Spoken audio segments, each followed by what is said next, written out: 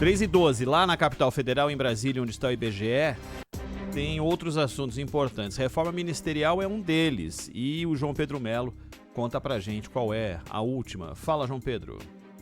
O presidente Lula continua tentando ajustar a base aliada dentro do Congresso Nacional para garantir apoio dos partidos mais de centro, não aliados com a esquerda, em uma possível busca pela reeleição em 2026. Com isso, o chefe do Executivo começa a desenhar os prováveis cenários para a reforma ministerial, que há algum tempo está sendo discutida nos bastidores do Palácio do Planalto, mas que só deve ganhar corpo a partir do mês de março.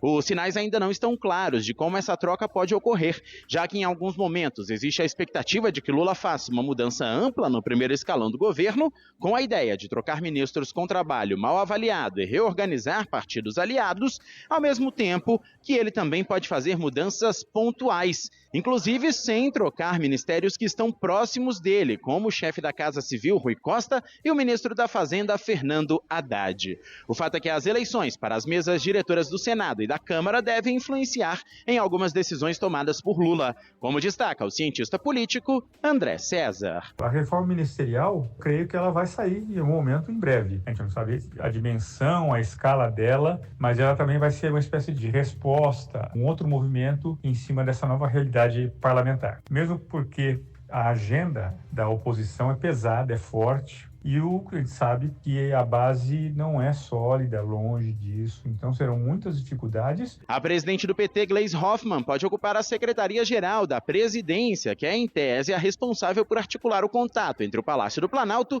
e os movimentos sociais. Com isso, não há previsão de realocação do atual chefe da pasta, o ministro Márcio Macedo. O presidente Lula já se encontrou com o prefeito de Recife, João Campos, que vai assumir o comando do PSB nacional. E ele fez questão de pedir a Lula que o partido seja poupado na reforma ministerial.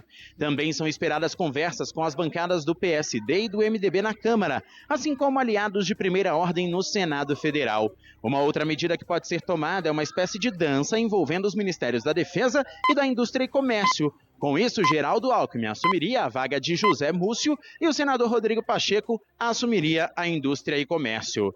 Por fim, outra mudança estudada é uma troca no Ministério de Minas e Energia, com o senador Alexandre Silveira perdendo o cargo para alguma indicação do Centrão, além de mudanças fortes nos Ministérios da Ciência e Tecnologia, das Mulheres, da Pesca e do Turismo.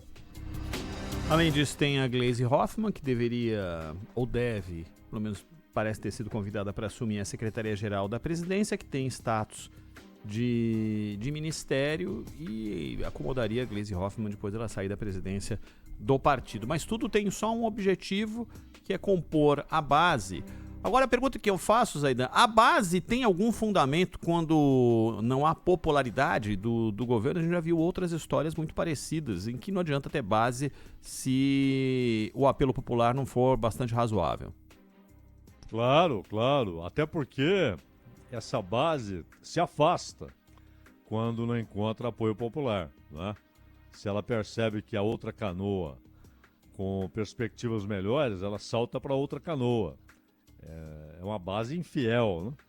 E no caso da Gleisi Hoffmann é interessante, porque ela deixa o comando do partido e pelo menos é alguém que representa algum elo com aquilo que foi prometido na campanha. Mas são coisas interessantíssimas, né? E a gente falará mais sobre isso agora com a eleição na Câmara, no Senado. Mas o Arthur Lira. Então, muita gente que apoia o governo, inclusive aqueles que apoiam incondicionalmente, sempre apontaram o Arthur Lira como um vilão. O governo nunca o tratou como um vilão. Inclusive, o governo não abriu a boca para defender o Glauber, perseguido pelo Arthur Lira, com risco de cassação de mandato, inclusive. O governo não moveu uma palha para defender o Glauber. Mas teve problemas com o Arthur Lira, principalmente o Padilha, porque ele personificou seus ataques no Padilha. Ele atacava o Padilha e estava atacando o governo, é óbvio. E agora ele é convidado para ser ministro. Não sei se ele irá querer ficar como um subordinado do Lula, mas ele gosta muito da ideia de ter ou alguém sob seu controle ou ele próprio no comando do Ministério da Saúde. Porque ali é a grande fonte de liberação de verbas para as emendas parlamentares, que hoje é um negócio comandado pelo Arthur Lira. Então, esse ministério interessa. Talvez a agricultura. Acho que não. Acho que poderia ser um movimento político. Mas o PSD, por sua vez, fala, bom, se eu perco a agricultura, se o Fávaro sai, eu quero outro. Se esse outro ministério que será dado ao PSD do Kassab, for para o Rodrigo Pacheco será aliado do Lula até a eleição em Minas Gerais. A não ser que ocorra algo muito grave, mas a tendência é que ele permaneça como aliado. Então seria alguém bem menos incômodo. Pode ser na vaga do Alckmin, como ministro, óbvio. Pode ser na vaga do Múcio.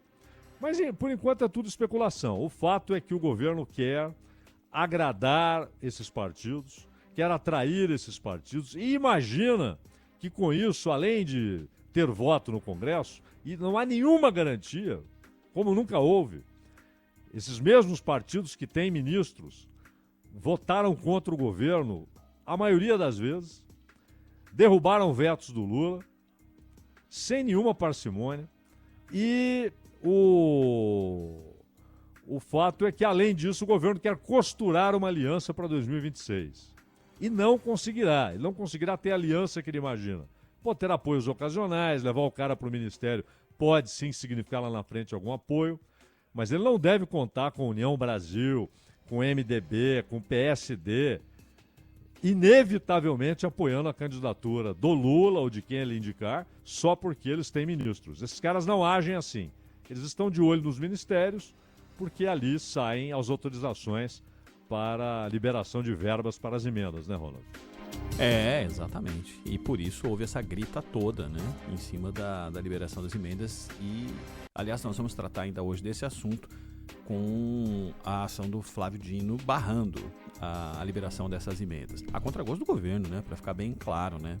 O governo ficou no meio do caminho ali entre apoiar o Dino e dizer para os aliados, entre aspas, os aliados, de que estava apoiando eles e entendia que deveria as verbas serem aplicadas onde os parlamentares entendiam como o destino correto delas.